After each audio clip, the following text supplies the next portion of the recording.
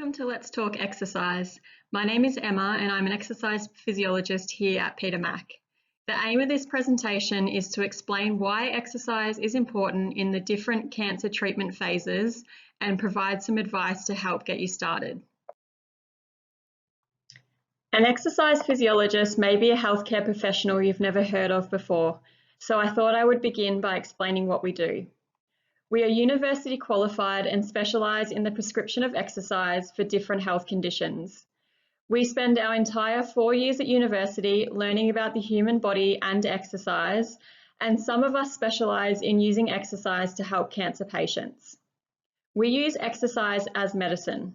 Just like you would get a script for medication from your doctor, we give you a script of exercises that will best help you achieve your goals. We use our skills in exercise prescription to make your program unique to you and your abilities. Exercise physiology and physiotherapy are similar in some aspects, but completely different in others. Physios also attend university for 4 years, but while we as exercise physiologists learn about exercise as treatment for our entire degree, physiotherapists learn a lot more methods to treat patients, such as joint manipulation, massage, dry needling, airway clearance, and walking aid prescription, such as crutches and frames. But they also learn how to use exercise to help their patients, and some physiotherapists choose to specialise in exercise, which is where it can get a bit confusing. But the most important thing is whether you see an exercise physiologist or a physiotherapist for your exercise, ask to make sure they have specialist knowledge in cancer. It wasn't that long ago that if you had a cancer diagnosis, you were told to rest and not to overexert yourself. Now research into the benefits of exercise and cancer has grown significantly, and we are trying to get the message out there that cancer patients should be exercising. Are physical activity and exercise the same thing? Majority of people believe they are, which is very understandable. Physical activity and exercise are actually different and are both very important for our health. Now let me explain the differences. As per the definition, physical activity is any bodily movement produced by your muscles that requires energy. So unless we are sitting or laying down all day, we technically all are physically active. How good is that? So in essence, physical activity is anything you do throughout your day, whether it be housework or gardening, for example. Think of physical activity as an umbrella. It covers everything. And physical activity is important because if we aren't being physically active, we'd be sitting or laying down all day, which is the worst thing that we could be doing for our bodies. Now on to exercise. Exercise is a subcategory of physical activity, and the key words here are planned, structured, and repetitive. We use exercise to change one of the components of our physical fitness, and the components are listed on the slide: cardiovascular endurance, muscular strength and endurance, body composition and flexibility. For example, cancer treatments can impact your muscle strength, and if you want to get your muscle strength back, just completing your physical activity, such as gardening or cleaning, won't be enough. You'll need to engage in a planned, structured, and repetitive exercise program. And what you'll find is once you start on an exercise program, the strength that you gain will assist your physical activities to make them easier. Moving on to the cancer continuum.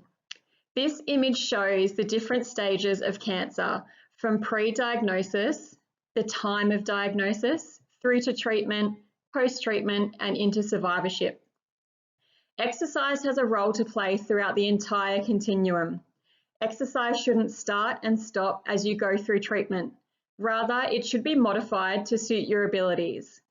I will now explain to you the role and goals of exercising during each of these phases.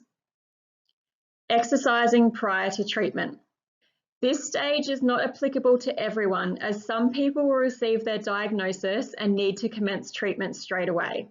But if there is a period of time before starting treatment, it is recommended to continue with your exercise program if able, or start on a gentle exercise program, which I will discuss later in the presentation.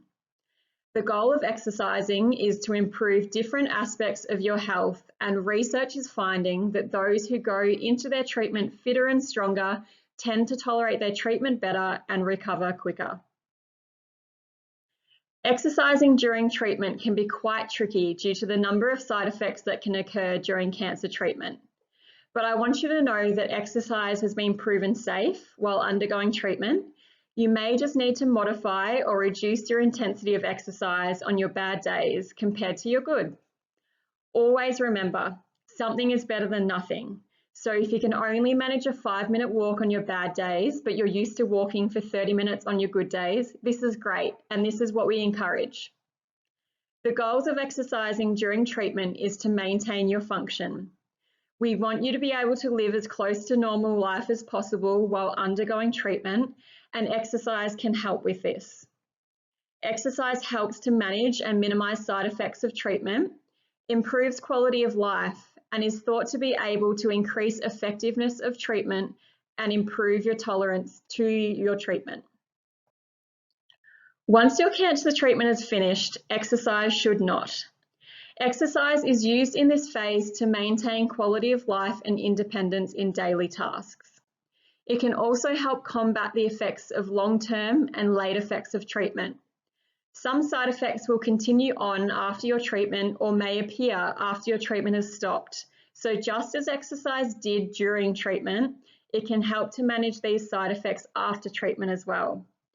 And hopefully you were made aware of any of the long-term impacts your cancer treatment may have on your health. For example, some chemotherapies can impact your heart, so it puts you more at risk of heart problems later in life. Exercise is an effective way of managing these comorbidities that may come with treatment. On the left-hand side of the table are some common side effects of cancer treatments. And on your right, if we think about exercise as medicine, these are the side effects of taking or doing exercise. You can see that the side effects of exercising are positive and can improve the impacts of cancer treatment. The exercise side effects in bold are the ones with strong evidence of their effectiveness, whereas the others, more research is currently being completed before they can determine the effects of exercise. Now, if exercise was in a pill form, would you take it? You would need to take one aerobic exercise pill on 3 to 5 days per week and a muscle strength pill on 2 to 3 days of the week.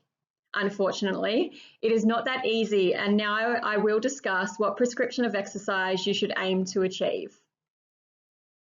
There are exercise guidelines for cancer patients, but it is important to note that you should be exercising at a level that supports your current ability and condition. There are 2 components of exercise we encourage you to complete. Aerobic exercise, which is exercise such as walking or cycling. You should begin by trying to achieve 3 days of 30 minutes. This in itself might seem overwhelming, so you could aim to build up to this as a long-term goal, or you can always break down that 30 minutes into 3 lots of 10 minutes or 2 lots of 15 minutes, for example. Again, whatever suits your ability and your condition. You should try to exercise at a level that you get some shortness of breath and it is difficult to talk in full sentences. This means you're working at a moderate intensity. Next is strength exercises, which is recommended to complete at least 2 sessions per week.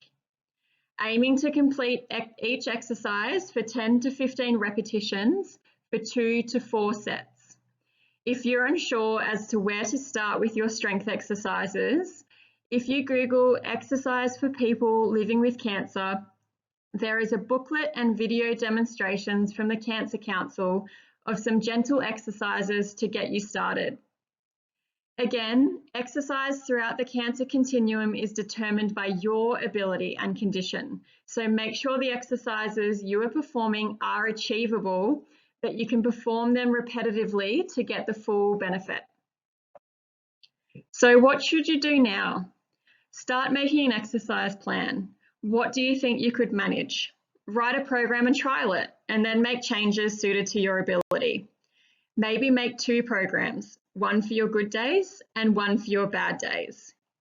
If you feel as though you need some support, research exercise physiologists or physiotherapists in your area and speak to your GP about referring you to their services. Remember to ask whether they specialise in cancer. You wouldn't see a heart surgeon to operate on your knee, so the same condition applies here. XMed Cancer is a fabulous oncology exercise program run by exercise physiologists. You can refer yourself from their website. They run face-to-face exercise groups in Melbourne and have telehealth appointments available, and they can also link you to other exercise physiologists in your area with cancer experience. Again, look at the Cancer Council Exercise for People Living with Cancer booklet. It is a fabulous resource for ideas on how to get started. Another great resource is the Wellbeing Victoria website.